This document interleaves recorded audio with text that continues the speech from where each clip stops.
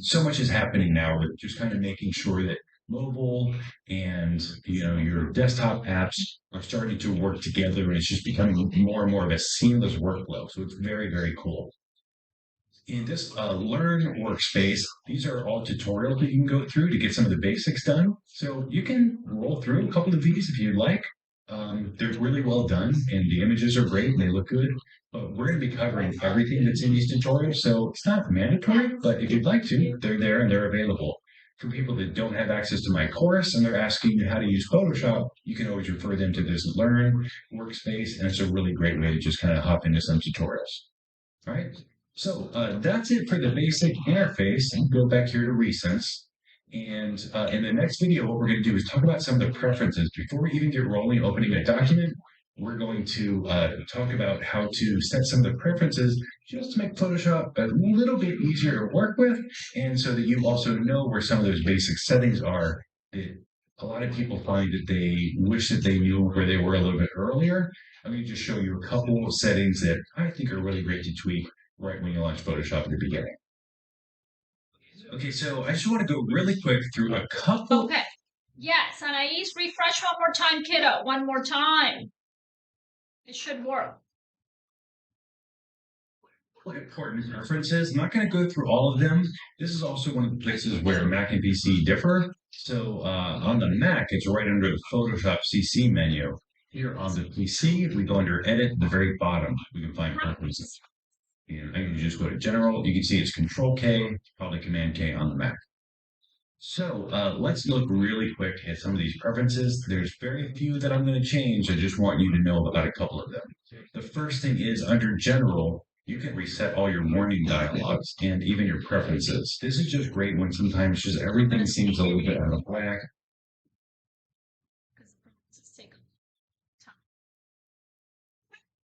Basti, that's not that funny. See. So we're not changing any preferences as of. Basti. Funny. Okay. Sure. And then relaunch it again. Yeah. You can see already that the splash screen is larger, and the interface on this screen doesn't look much bigger, but you will see when we get into, if you didn't change yours, when I get into my tutorials, all my tools and everything are a lot bigger than it will be on your screen. So yeah, that's it for preferences. Next, we're going to open a file and get working and do some Photoshop tweaks. All right, everybody out. Okay, so let's get started really quick with a. There's a tiny little quiz for Photoshop. You can go ahead and play the video. You have a few minutes before class ends. You will take your quiz. Unlimited. That doesn't mean you wait till 10 minutes before. What element is not a selection in the interface? It's a tough one because we didn't watch it, remember? It took long. So make sure you guys do the quiz that's there. Do not forget, because I'm checking those as grades. The quizzes. Yeah. Each one has a quiz. Make sure you do your quiz. If you need help logging in. Ladies and gentlemen, this is Rob from Rainbow Buffet, and I'm excited to welcome you guys to Project 2. So I'm really stoked about how Project. My students sitting on the computers watching the videos, you need to download your resource material. If you take a look at right here on the yellow option on the top, you have resources on Project 2. I need you to click on it and download, Emmanuel, because I know you listen, resource material on Project 2.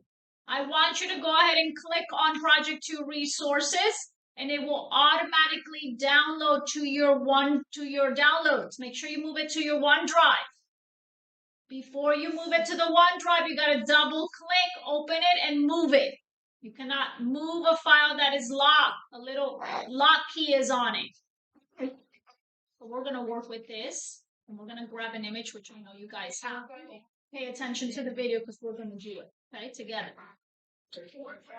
So really happy with it, and I'm pretty excited about this particular set of projects too. So what we're going to do is open our images this time, and I'm in the PS18 Project 2 folder. We're only going to go through maybe 3, 4, 5 of these, And then the extras are in there for you guys to just kind of play with and experiment. Because if all you do is follow me, and you do it the exact same way, no way to know if you really learned it. You can tell for sure that you learned something if you can transfer that knowledge to a new image. Let's start with our model image here with Christy. And thank you very much, Christy, for letting me use this image. Moving forward with Christy here, you can see it's just a great photo. Model looks great. It's a really cute shot. The color and the contrast and everything is spectacular. There's not a whole lot to do here in Adobe Camera Raw. One of the things though that I always do is just hit auto and see what happens. And honestly, I think that it looks better before hitting the auto button. So to return to that, if you ever want to get there, just hit default and you can see it brings you right back to what the default was for this image. And the default for the image will kind of change depending on your camera settings. Moving down, I did think that it needed to be just a little bit brighter. So I'm going to bump exposure just a bit. Contrast, again, I just do the Rob Schwartz